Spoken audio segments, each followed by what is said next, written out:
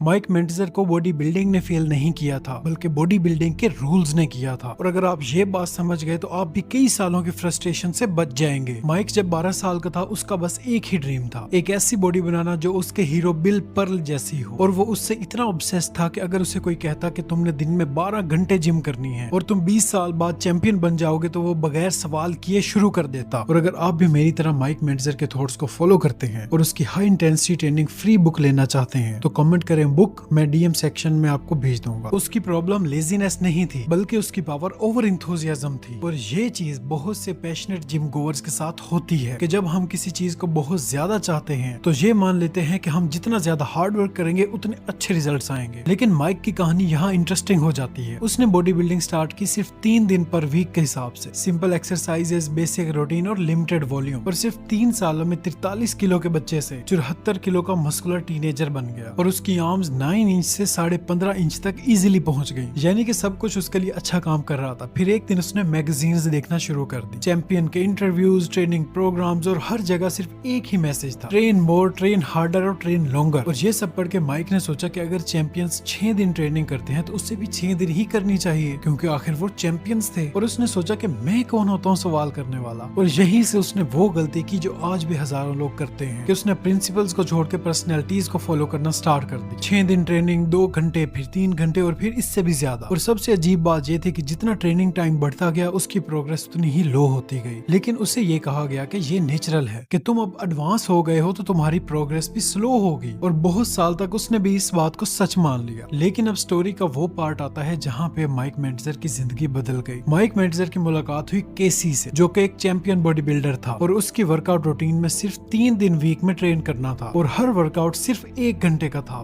बस। और उसकी फिजिक उस जमाने में वन ऑफ द बेस्ट थी। और इस टाइम माइक को ये पहली बार लगा कि प्रॉब्लम उसके ट्रेनिंग कम करने में नहीं, बल्कि ट्रेनिंग ज्यादा करने में है। और बाद में माइक ने आर्थर जोन्स के साथ काम करना स्टार्ट किया। और उस टाइम माइक ने एक्सरसाइज साइंस को प्रिंसिपल से देखना शुरू किया, ना इमोशन से, ना ट्रेडिशन से, सिर्फ लॉजिक से। और माइक ने देखा कि एक्सरसाइज इन रियल एक स्ट्रेस है, और स्ट्रेस का फायदा तब होता है जब बॉडी उसे रिकवर कर ले। और अगर बॉडी रिकवर ही नहीं हो रही तो ज्यादा स्ट्रेस ग्रोथ नहीं बढ़ाता, सिर्फ फैटीग बनाता है। और इसमें इंटरेस्टिंग बात यह है कि आज की मॉडर्न साइंस भी इसी तरफ ही इशारा करती है, कि 2024 में पब्लिश हुई review study the importance of recovery in resistance training microcycle construction ने एम्फेसाइज किया कि रेजिस्टेंस ट्रेनिंग के रिजल्ट सिर्फ वर्कआउट से नहीं, बल्कि रिकवरी और अडेप्टेशन के बैलेंस से आते हैं। और रिसर्चर्स ने ये कंक्लूड किया कि जब फैटीग ज्यादा हो जाए रिकवरी से, तो परफॉर्मेंस और मस्कुलर अडेप्टेशन दोनों तबाह होती है। यानी डेकेड्स पहले जो माइक कह रहा था वो सिर्फ मोटिवेशनल कोट्स पे डिपेंड नहीं कर रहा था, वो ऑब्जर्वेशन बेस्ड था, एक्सपीरियंस